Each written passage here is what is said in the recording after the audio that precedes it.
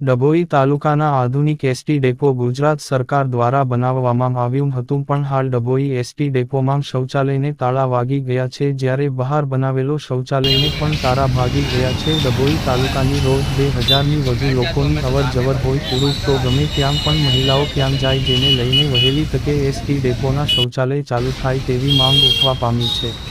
Dabhoi ST depot બહાર અને ST depot અંદર જાહેર પ્રજા માટે સુલભ શૌચાલય બનાવવામાં આવ્યા છે, પરંતુ છેલ્લા ઘણા સમયથી શૌચાલયને તાળા મારેલા નજરે પડે છે, ત્યારે મહિલાઓને કુદરતી હાજતે જવા માટે ઘણી મુશ્કેલીઓનો સામનો કરવો પડે છે. એક તરફ એસટી ડેપોમાં રોજિંદા મોટી સંખ્યામાં અવર જવર થતી હોય, તેમ જ ડેપોની બહાર પણ લોકોની અવર જવર થતી હોય, ત્યારે નગરપાલિકા દ્વારા સુલભ શૌચાલય બનાવવામાં આવ્યું છે, તે જર્જરિત હાલતમાં હોવાનું સફાઈ કામદાર જણાવે છે, જેના કારણે તાળું મારી બંધ કરવામાં આવ્યું છે. ત્યારે પુરુષો ગમે ત્યાં જઈ શકશે, પરંતુ મહિલાઓનું શું, જેથી વહેલી તકે આ બંધ પડેલા શૌચાલય ચાલુ થાય તેવી મહિલાઓની માંગ ઉઠવા પામી છે.